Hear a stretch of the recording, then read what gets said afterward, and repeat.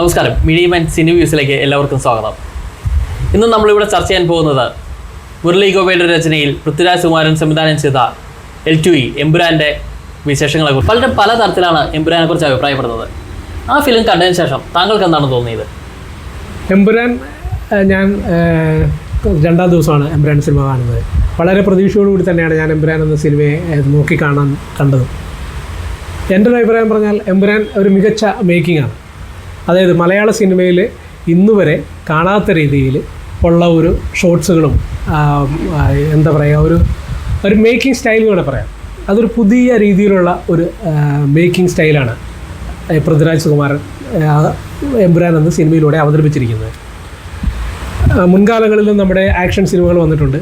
IB Sasi, Joshi, Shaji Kailas എന്നിവരുൾപ്പെടെയുള്ള action സിനിമകൾ നമ്മൾ കണ്ടിട്ടുണ്ട്. പക്ഷേ അവരിൽ നിന്നൊക്കെ വ്യത്യസ്തമായിട്ട് ഇവർ 3 സിനിമ കൊണ്ട് മലയാള സിനിമയിലെ സംവിധായക സിംഹാസനത്തിൽ തൻ്റെ സ്ഥാനം അരക്കിട്ടുറപ്പിച്ചിരിക്കുന്ന ഒരു സംവിധായകനായി മാറിയിരിക്കുകയാണ് പൃഥ്വിരാജ് കുമാരൻ. പക്ഷേ ഇപ്പോൾ ഒത്തിരി ആൾക്കാർ വിവാദങ്ങളിലൂടെ പറയുന്നുണ്ട് L2 ലൂസിഫർ പോലെ അത്രമാത്രം മികച്ചതൊന്നും അല്ല എന്ന് പറയുന്നുണ്ട്. പക്ഷേ എൻ്റെ ഒരു കാഴ്ചപ്പാടിൽ ഞാൻ കണ്ടപ്പോൾ എനിക്കങ്ങനെ ഫീൽ ചെയ്തില്ല. കാരണം ഞാൻ 3 വ്യത്യസ്ത സ്ക്രീനുകളിൽ 3 സ്ഥലങ്ങളിൽ നിന്നും 3 പ്രാവശ്യം ആ സിനിമ കണ്ട വ്യക്തിയാണ്. ഞാൻ കണ്ട ആദ്യ സ്ക്രീനിൽ വളരെയധികം നിരാശാജനകമായിട്ടുള്ള രീതിയിലാണ് കണ്ടത്. കൊടവേറനായ മോഹൻലാൽ വളരെ നിരാശാജനകമായിട്ടുള്ള ഷോട്ട്സ് കാര്യങ്ങൾ വളരെയധികം നിരാശ തോന്നും. കാരണം അത് കഴിഞ്ഞിട്ട് ഞങ്ങൾ തിയേറ്ററിൽ പ്രശ്നം ഉണ്ടാക്കി. മീൻസ് അത് കഴിഞ്ഞപ്പോഴാണ് സൗണ്ട് വളരെ മോശമായിരുന്നു. അതിനുശേഷം ഞാൻ PVR കണ്ടു കഴിഞ്ഞപ്പോൾ ആ റേഷ്യോയും സൗണ്ടും എല്ലാം കറക്റ്റായിരുന്നു. അതിനുശേഷം വേറൊരു സ്ക്രീൻ കണ്ടപ്പോഴും എനിക്ക് ആ റേഷ്യോ കറക്റ്റായിരുന്നു, പക്ഷേ സൗണ്ടിന് കുറച്ച് വ്യത്യാസം വന്നു. അപ്പോൾ തന്നെ എനിക്ക് മനസ്സിലായി പല ആൾക്കാരും ഇതിനെക്കുറിച്ച് നെഗറ്റീവായി പറയുന്നത് തന്നെ ആ കാണുന്ന സ്ക്രീനുകളുടെ പ്രശ്നങ്ങൾ കൊണ്ടാണ്. പക്ഷേ എന്ത് തന്നെയാണെങ്കിലും മലയാള സിനിമയിലെ ഇന്ന് വരെയുള്ള ഒരു മേക്കിംഗ് സ്റ്റൈലിനെ മാറ്റിമറിച്ചൊരു സിനിമയാണ് എമ്പുരാൻ എന്നാണ് എനിക്ക് തോന്നിയിരിക്കുന്നത്. അപ്പോൾ ഒരുപക്ഷെ സ്ക്രീനിൻ്റെ തിയേറ്ററിലെ സ്ക്രീൻ അത് ചിലപ്പോൾ അവരുടെ കാഴ്ചയെ ബാധിച്ചിട്ടുണ്ടാവാം, ഇല്ലാവാം. അതെങ്ങനെയായിരിക്കും നമുക്ക് പറയാൻ സാധിക്കില്ല. പക്ഷേ അത് ഒരിക്കലും ഒരു എന്താ പറയുക, ഒരു ഇഷ്യൂ എന്നായിട്ട് നമുക്കത് പറയാൻ പറ്റും. അത് പറഞ്ഞൊരു സിനിമയുടെ ഒരു വിജയപരാജയത്തെ ഒരിക്കലും നമുക്കത് വിലയിരുത്താൻ പറ്റുമെന്ന് എനിക്ക് തോന്നുന്നില്ല. പൃഥ്വിരാജിൻ്റെ ഡയറക്ഷൻ, അദ്ദേഹം ഉപയോഗിച്ച ക്യാമറയുടെ ക്വാളിറ്റി, അല്ലെങ്കിൽ അദ്ദേഹം ഉപയോഗിച്ച ഷോട്ടുകൾ, ആ ഷോട്ടിൻ്റെ പെർഫെക്ഷൻ എന്നൊക്കെ പറഞ്ഞ് പൃഥ്വിരാജ് കുമാരൻ വളരെയധികം വികാര നിർഭരനായി വളരെയധികം സംസാരിച്ച വ്യക്തിയാണ്. അപ്പോൾ ആ ഒരു സംസാരത്തിൻ്റെ ഒരു എഫക്റ്റ് അത് ആ സ്ക്രീനിലൂടെ കാണാൻ സാധിച്ചില്ലെങ്കിൽ ആൾക്കാർക്കത് മനസ്സിലാവില്ല. അത് വളരെയധികം ജനങ്ങളെ അത് ബാധിച്ചിട്ടുണ്ടെന്ന് ഞാൻ കരുതുന്നുണ്ട്. കാരണം ഒത്തിരി ആൾക്കാരുടെ നെഗറ്റീവ് റിവ്യൂവിൽ ഇത് വന്നു. പക്ഷേ യൂസ് ചെയ്തിരിക്കുന്ന ആ ഒരു സ്റ്റൈൽ ഓഫ് സ്റ്റോറി ടെല്ലിങ് അത് പാർട്ടായിട്ട് പലതരം അടുക്കുകളാണ്. ആ ഫിലിം ഫുള്ളായിട്ട് കഴിയുമ്പോഴേ ആ കഥ എന്താണെന്ന് കറക്റ്റായിട്ട് മനസ്സിലാവും. മാത്രമല്ല ലൂസിഫർ കാണാതെ ഞാൻ എല്ലാവരോടും ഞാൻ റിലീസിൻ്റെ അന്ന് 6:45 ഷോയ്ക്ക് പോയി ഫസ്റ്റ് കണ്ട ആളാണ്. അപ്പോൾ അത് കണ്ടിറങ്ങിയപ്പോൾ തന്നെ ഞാൻ എല്ലാവരും വിളിച്ചു പറഞ്ഞു, ലൂസിഫർ കാണാതെ നിങ്ങൾ ആ ഫിലിം കാണാൻ പോകരുതെന്ന്. ശരിക്കും ഞാൻ വേറെ കാര്യം ചോദിക്കട്ടെ. ഇപ്പോൾ ഈ ലൂസിഫർ എന്ന സിനിമയ്ക്ക് ഒരു നെട്ടല്ലെന്ന് പറയുന്നത് അതിൻ്റെ സ്റ്റോറിയായിരുന്നു. ഒപ്പം ആ മേക്കിംഗ് കൂടെ വന്നപ്പോഴാണ് ആ സിനിമ ഒരു വലിയ വിജയത്തിലേക്ക് പോയത്. എമ്പുരാൻ എന്ന സിനിമയിൽ ഇപ്പോൾ പൊതുവെ പറയുന്നത് എന്താണ്, ഒരു ബലമുള്ളൊരു കഥയില്ല എന്ന് പറയുന്നുണ്ട്. പക്ഷേ അതിനോട് എനിക്ക് യോജിക്കാൻ കഴിയില്ല. കാരണം ലൂസിഫർ സ്റ്റീഫൻ നെടുമ്പള്ളിയുടെ മറ്റൊരു വശമാണ് എമ്പുരാൻ. അപ്പോൾ സ്റ്റീഫൻ നെടുമ്പള്ളി ആരായിരുന്നു എന്തായിരുന്നു എന്ന് കാണിക്കുമ്പോൾ അദ്ദേഹത്തിൻ്റെ ചരിത്രമല്ലേ കാണിക്കാൻ പറ്റുള്ളൂ. അദ്ദേഹം ഒരു ഖുറേഷി അബ്രാം എന്നൊരു ഡോൺ ആയിരുന്നു എന്നാണ് പറഞ്ഞു വയ്ക്കുന്നത്. അപ്പോൾ ശരിക്കും ആ ഒരു ലൈനിലേക്കല്ലേ ഇത് പോകേണ്ടത്. അപ്പോൾ അങ്ങനെ രീതിയിൽ തന്നെയല്ലേ ഈ കഥ പറഞ്ഞു വരാൻ പറ്റൂ. ശരിക്കും അതിനെക്കുറിച്ച് ചോദിക്കുകയാണെങ്കിൽ ധാരാളം കാര്യങ്ങളിലേക്ക് കണക്ട് ചെയ്യുന്നൊരു സിനിമയാണെന്ന് പറയാൻ പറ്റുള്ളൂ. ഇപ്പോൾ L3 എന്ന് പറയുന്ന അടുത്ത സിനിമ അത് വരുമ്പോൾ ദി ബിഗിനിങ് അല്ലേ, ആ ഒരു സിനിമയ്ക്ക് വേണ്ടിയിട്ടുള്ള പ്ലോട്ട് മാത്രമാണ് L2 എന്നാണ് ഞാൻ പറയുക. കാരണം L2ലേക്ക് ഉള്ള എല്ലാ ഇതും L2 ഇപ്പോൾ അതിനകത്ത് പറയുന്ന കുറേ കാര്യങ്ങളുണ്ട്. ഖുറേഷി അബ്രാം ആരായിരുന്നു, എന്തായിരുന്നു എന്ന് പറയുന്നില്ല. എങ്ങനെയുള്ള വ്യക്തിയാണ്, എന്താണ് അദ്ദേഹത്തിൻ്റെ ഒരു പാസ്റ്റ് എന്ന് പറയുന്നുണ്ട്. ഇനി അടുത്ത പാസ്റ്റ് വരുന്നുള്ളൂ, റിവീൽ ചെയ്യുന്നുള്ളൂ. ഇനി നമ്മുടെ ചൈനീസ് കൈ പുള്ളിക്കാരൻ എന്നെ കണ്ടുപിടിച്ച് പറഞ്ഞാൽ അപ്പോഴാണ് അദ്ദേഹത്തിൻ്റെ ചെറുപ്പകാലം കാര്യങ്ങൾ അതിൻ്റെ ആ ഒരു തുടക്കം. ഇപ്പോൾ പ്രണവിനെ വെച്ചിട്ട് ഉള്ള ഒരു ഫൈറ്റ് സീൻ ലാസ്റ്റ് വരുന്നത് അതിൻ്റെ ഒരു എന്താ സൂചനയാണ്. ഒരു വഴി തങ്ങി. അതെ അതെ, ഒരു സൂചനയാണ്. ഇപ്പോൾ അതുപോലെ പൃഥ്വിരാജ് മോഹൻലാലിന് ആരായിരുന്നു, പൃഥ്വിരാജ് എന്താണ്, ആ ഒരു കാര്യം അതാണ് ശരിക്കും ഇതിനകത്ത് മെയിൻ ആയിട്ടുള്ളൊരു സംഭവം ഇതിനകത്ത് വരുന്നത്, പൃഥ്വിരാജിൻ്റേത്. മാത്രമല്ല പൃഥ്വിരാജാണ് മോഹൻലാലിൻ്റെ ഒരു ലെഗസി കീപ്പ് ചെയ്യുന്ന വ്യക്തി എന്നുള്ള കാണിക്കാൻ വേണ്ടിയിട്ട് തന്നെ വളരെയധികം ഷോട്ടുകൾ അതിനകത്ത് പ്ലാൻ ചെയ്ത് വെച്ചിട്ടുണ്ട്. മേ ബി അതൊക്കെ ഒഴിവാക്കാൻ പറ്റുന്ന ചില ഷോട്ടുകളെന്ന് ഞാൻ പലരോടും പറഞ്ഞിട്ടുണ്ട്. നമ്മുടെ ആ കുട്ടികളെ തട്ടിക്കൊണ്ടുപോകുന്ന സീനൊക്കെ ശരിക്കും പറഞ്ഞാൽ അത് മോഹൻലാലിൻ്റെ പിൻഗാമിയാണ് അദ്ദേഹം എന്ന് എല്ലാവരോടും പറഞ്ഞു വെക്കാൻ വേണ്ടിയിട്ട് ചെയ്യുന്ന ഒരു ഇതാണ്. ഇപ്പോൾ ഓൾറെഡി എമ്പുരാനിൽ നമ്മുടെ സയ്യിദ് മസൂദ് പൃഥ്വിരാജ് കുമാറിൻ്റെ കഥാപാത്രത്തിൻ്റെ അതായത് അതിൻ്റെ ഫ്ലാഷ് ബാക്ക് ഫുള്ള് കഴിഞ്ഞു. ഇനി വരാനുള്ളത് അബ്രാം ഖുറേഷി അബ്രാമിൻ്റെയും ബാക്ക് ഹിസ്റ്ററിയാണ്. അതാണിപ്പോൾ എമ്പുരാൻ്റെ ലാസ്റ്റ് നിർത്തിയിരിക്കുന്നത്.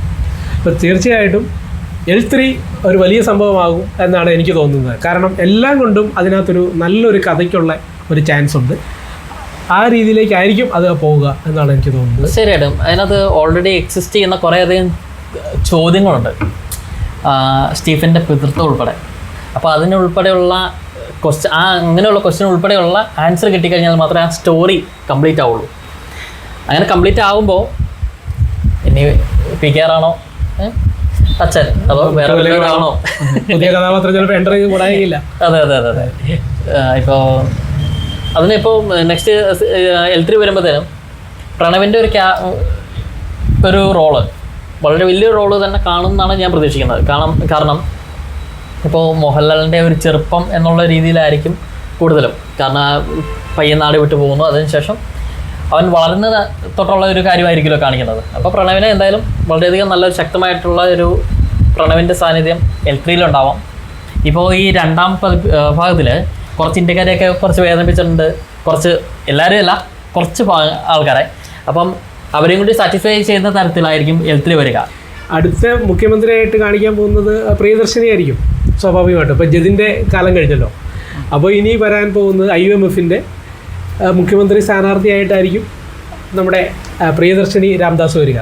അപ്പോൾ സ്വാഭാവികമായിട്ടും മഞ്ജു വാര്യർക്കും L3 നല്ലൊരു നിർണായകമായ റോള് തന്നെയായിരിക്കും ഉണ്ടാവുക എന്നുള്ളതാണ് എൻ്റെ ഒരു തോന്നൽ. പക്ഷേ ഇതിൻ്റെ എഴുത്തുകാരൻ നമ്മുടെ മുരളി ഗോപി സാർ ആയത് കാരണം നമുക്ക് ഇതൊന്നും അങ്ങനെ പ്രെഡിക്റ്റ് ചെയ്യാൻ സാധിക്കില്ല. അദ്ദേഹത്തിൻ്റെ ഒരു ട്രിക്കി ആയിട്ടുള്ളൊരു ട്വിസ്റ്റിംഗ് ഉണ്ട്. പല കാര്യങ്ങളും നമുക്ക് പ്രെഡിക്റ്റ് ചെയ്യാൻ സാധിക്കുന്ന പല കാര്യങ്ങളും അതേ രീതിയിൽ കൊണ്ടുപോയിട്ട് ചില സമയങ്ങളിൽ അത് ട്വിസ്റ്റ് ചെയ്യും. ആ ട്വിസ്റ്റിങ്ങിൽ എന്ത് വേണമെങ്കിലും സംഭവിക്കാം. അതല്ലെങ്കിൽ ഈ ഒരു കേരള രാഷ്ട്രീയത്തിനെ അധികം ടച്ച് ചെയ്യാതെ ഒരു നാഷണൽ ലെവലിലുള്ള ഒരു ലെവലിലേക്ക് അത് മാറിപ്പോകാം. നിലവിൽ അങ്ങനത്തെ ഒരു സാധ്യത കേരള രാഷ്ട്രീയത്തെ ടച്ച് ചെയ്യാതെ L3 നിലനിൽപ്പുണ്ടാവുമെന്ന് എനിക്ക് തോന്നുന്നില്ല. അത് പോട്ടെ, അത് നമുക്ക് അവരുടെ സംവിധായകനും അതിൻ്റെ തിരക്കഥാകൃത്തിനും നമുക്ക് വിട്ടുകൊടുക്കാം. സ്വാഭാവികമായിട്ടും അവരതിനുള്ളൊരു മികച്ച സൊല്യൂഷനുമായിട്ട് തന്നെ രംഗത്ത് വരുന്നുണ്ട്. വേറൊരു കാര്യം, ഇപ്പോൾ ശരിക്കും എമ്പുരാൻ എന്ന സിനിമ കോടികൾ മുടക്കി ചെയ്തിരിക്കുന്ന സിനിമയാണെന്ന് പറയുന്നത്. മലയാള സിനിമയിൽ ഇത് നല്ലൊരു ബഡ്ജറ്റ് ചെയ്ത സിനിമയാണ്. ശരിക്കും ഇത് ഇപ്പോൾ ഒരു വിവാദം ഉണ്ടായിട്ടുണ്ടല്ലോ, കുറച്ച് വിവാദങ്ങൾ ഉണ്ടായിട്ടുണ്ട്. ഇപ്പോൾ എമ്പുരാൻ വീണ്ടും അതുകൊണ്ട് റീഎഡിറ്റ് ചെയ്യുന്നു, കുറച്ച് ഭാഗങ്ങൾ ഇല്ലാതാക്കുന്നു, കുറച്ച് മ്യൂട്ട് ചെയ്യുന്നു, അങ്ങനെയൊക്കെയുള്ളൊരു സംഭവങ്ങളൊക്കെ വരുന്നുണ്ടല്ലോ. അത് ശരിക്കും സിനിമയുടെ സാമ്പത്തിക വിജയത്തെ അത് ബാധിക്കുമെന്ന് തോന്നുന്നുണ്ടോ? എന്താണ് സംഗീതിന് അതിനെക്കുറിച്ചൊരു അഭിപ്രായം?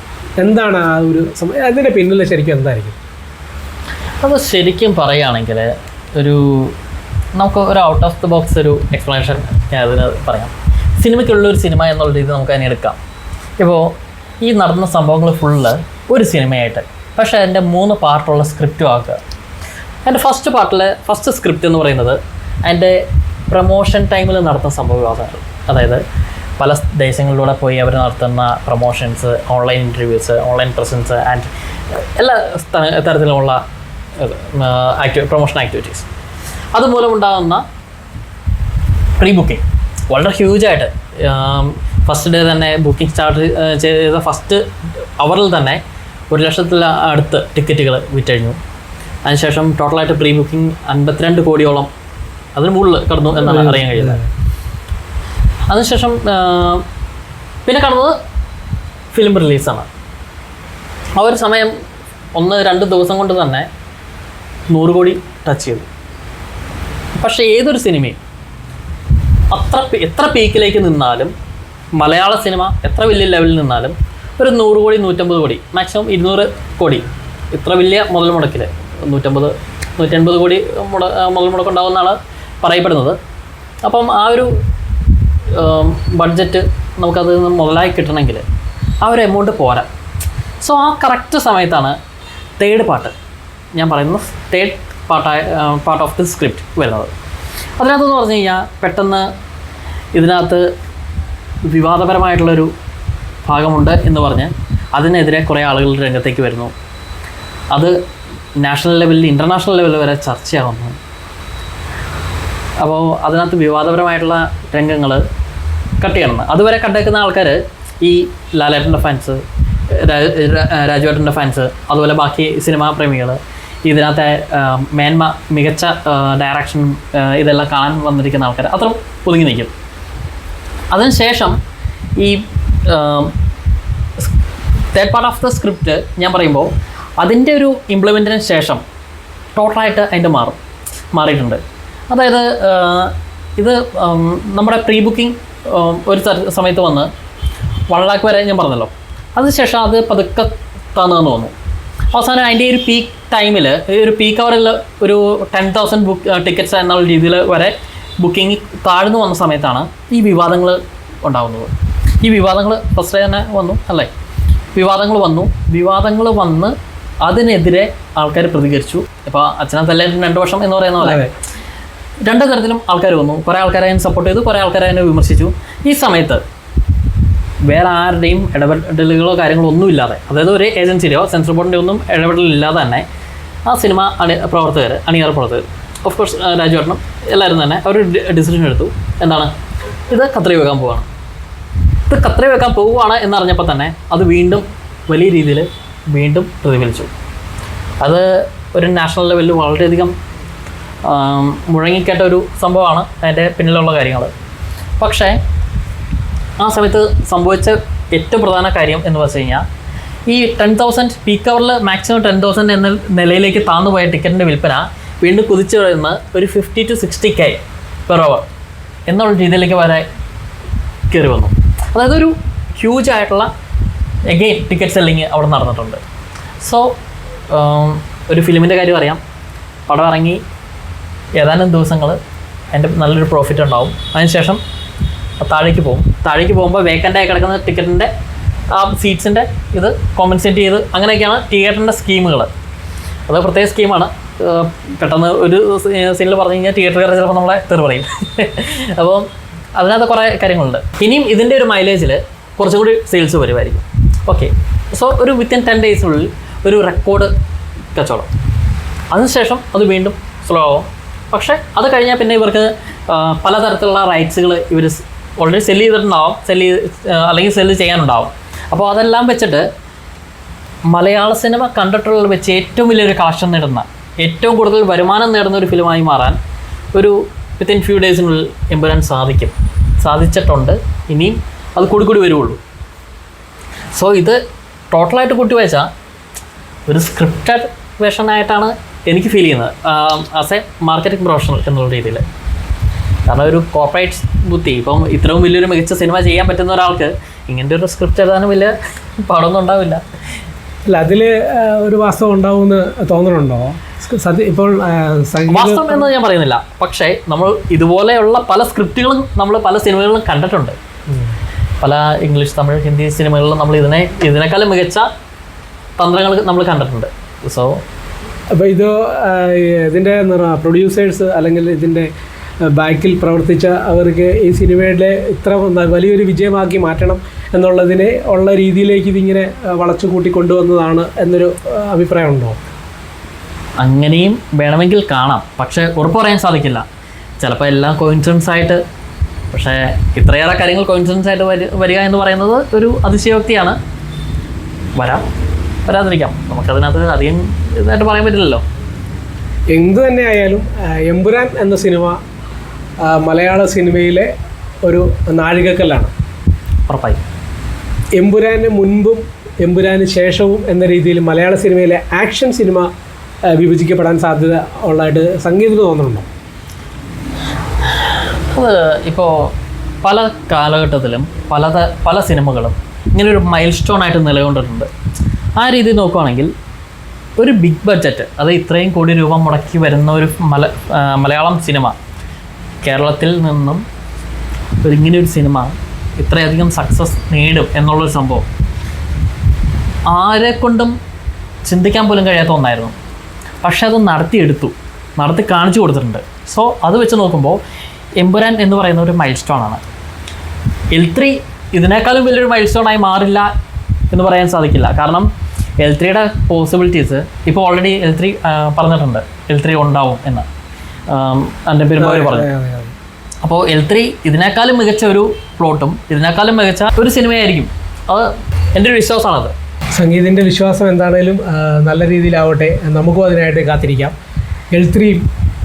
എമ്പുരാന് ശേഷം L3 ഒരു മികച്ച വിജയമായി മാറാനുള്ള എല്ലാവിധ സാധ്യതകളും ഉണ്ടാവട്ടെ. L3 ചെയ്തിട്ട് ഏറ്റവും മനോഹരമായ രീതിയിൽ ആ സിനിമ വരട്ടെ. അതിനായിട്ട് നമുക്ക് കാത്തിരിക്കാം.